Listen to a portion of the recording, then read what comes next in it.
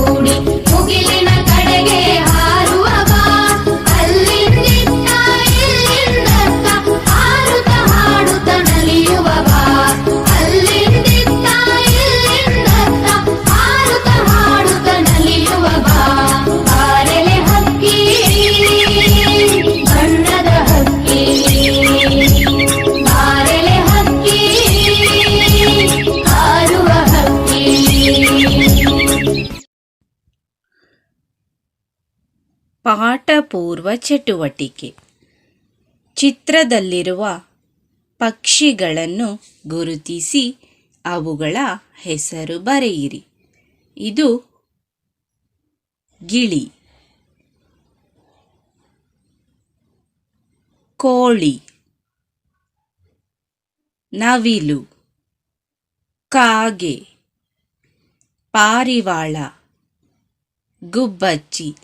ಈ ರೀತಿಯಾಗಿ ನೀವು ಎಕ್ಸಾಮಲ್ಲಿ ಬರಿಬೇಕು. ಅರ್ಥ ಆಯ್ತಲ್ಲ?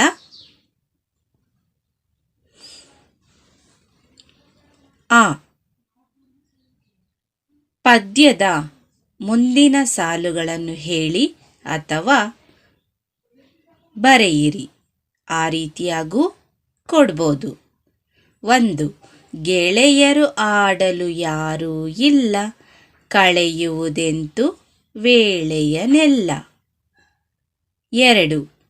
ಅವ್ವನು ಬರಲಿ ಅಪ್ಪನು ಬರಲಿ, ತಿನ್ನಲು ಹಣ್ಣನ್ನು ಕೊಡಿಸುವೆನು. 3. ನನಗೂ 2 ರೆಕ್ಕೆಯ ಹಚ್ಚು, ಹಿಂಗಡೆ ಬಣ್ಣದ ಪುಚ್ಚವ ಚುಚ್ಚು. 4. ನಾನು ನೀನು ಇಬ್ಬರು ಕೂಡಿ ಮುಗಿಲಿನ ಕಡೆಗೆ ಹಾರುವ ಬಾ. ಈ ರೀತಿಯಾಗಿ ನೀವು ಬರಿಬೇಕು. ಅರ್ಥ ಆಯ್ತಲ್ಲ ಮಕ್ಕಳೇ? ಈ ಪ್ರಶ್ನೆಗಳಿಗೆ ಒಂದು ಪದದಲ್ಲಿ ಉತ್ತರ ಬರೆಯಿರಿ. 1. ಮಗು ಯಾವ ಹಕ್ಕಿಯನ್ನು ಕರೆಯುತ್ತಿದೆ? ಮಗು ಬಣ್ಣದ ಹಕ್ಕಿಯನ್ನು ಕರೆಯುತ್ತಿದೆ. 2. ಅವ್ವ ಎಲ್ಲಿಗೆ ಹೋಗಿಹಳು? ಅವ್ವ ನೀರಿಗೆ ಹೋಗಿಹಳು. 3. ಮಗು ತಿನ್ನಲು ಏನನ್ನು ಕೊಡಿಸುವೆನು ಎಂದಿತು? ಮಗು ತಿನ್ನಲು ಹಣ್ಣನ್ನು ಕೊಡಿಸುವೆನು ಎಂದಿತು. 4. ಮಗು ಇಬ್ಬರು ಕೂಡಿ ಯಾವ ಕಡೆಗೆ ಹಾರುವ ಬಾ ಎಂದಿತು? ಮಗು ಇಬ್ಬರು ಕೂಡಿ ಮುಗಿಲಿನ ಕಡೆಗೆ ಹಾರುವ ಬಾ ಎಂದು ಕರೆಯಿತು. ಮುಂದಿನ ವಿಭಾಗಕ್ಕೆ ಹೋಗೋಣ. ಈ ಆವರಣದಲ್ಲಿ ಇರುವ ಪದಗಳಲ್ಲಿ ಸೂಕ್ತ ಪದ ಆರಿಸಿ ಖಾಲಿ ಬಿಟ್ಟ ಸ್ಥಳದಲ್ಲಿ ಬರೆಯಿರಿ. ಈ ಆವರಣದಲ್ಲಿರುವ ಸರಿಯಾದ ಪದವನ್ನು ಆರಿಸಿ ಈ ಬಿಟ್ಟ ಸ್ಥಳಗಳಲ್ಲಿ ನೀವು ಬರಿಬೇಕು. ಅರ್ಥ ಆಯ್ತಲ್ಲ? 1. ಬಾಬಾ ನನಗೂ ಡ್ಯಾಶ್ ಕಲಿಸು, ಹಾಡಲು ಕಲಿಸು. 2. ಅಪ್ಪನು ಡ್ಯಾಶ್ ಹೋಗಿಹನು, ಪೇಟೆಗೆ. 3. ನನಗೂ 2 ರೆಕ್ಕೆಯ ಡ್ಯಾಶ್ ಹಚ್ಚು. 4. ನೆತ್ತಿಯ ಮೇಲೆ ಡ್ಯಾಶ್ ಹಚ್ಚು, ಜುಟ್ಟನು. 5. ಮುಗಿಲಿನ ಕಡೆಗೆ ಡ್ಯಾಶ್ ಬಾ, ಹಾರುವ ಬಾ. ಈ ರೀತಿಯಾಗಿ ಬರಿಬೇಕು ಮಕ್ಕಳೇ. QPP ಅಥವಾ ಮಾದರಿ ಪ್ರಶ್ನೆ ಪತ್ರಿಕೆ ಎಕ್ಸಾಮ್ಗೆ ಕೊಡುವಂಥ ಒಂದು ಪ್ರಶ್ನೆ ಪತ್ರಿಕೆಯ ಮಾದರಿ ಇದು. ಅದರಲ್ಲಿ ಫಸ್ಟ್ ಮೇನ್ ಸರಿಯಾದ ಉತ್ತರವನ್ನು ಆಯ್ಕೆ ಮಾಡಿ ಬಿಟ್ಟ ಸ್ಥಳದಲ್ಲಿ ಬರೆಯಿರಿ. ನಾವು ಬಿಟ್ಟ ಸ್ಥಳಗಳನ್ನ ಕೊಟ್ಟಿರ್ತೀವಿ, ಅದೇ ರೀತಿ ಸರಿಯಾದ ಉತ್ತರಗಳನ್ನ ಕೊಟ್ಟಿರ್ತೀವಿ. ನೀವು ಆಯ್ಕೆ ಮಾಡಿ ಬರಿಬೇಕು. ಇದು 4 ಮಾರ್ಕ್ಸ್ಗೆ ಇರುತ್ತೆ.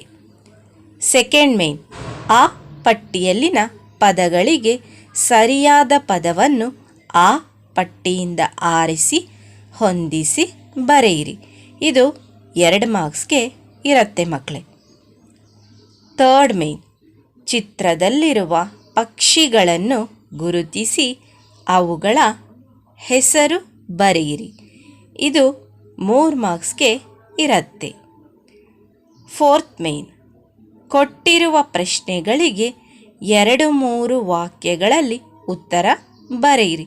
5 ಪ್ರಶ್ನೆ 2 ಅಂಕ, ಒಟ್ಟು 10 ಮಾರ್ಕ್ಸ್ಗಳು. ಅರ್ಥ ಆಯ್ತಲ್ಲ?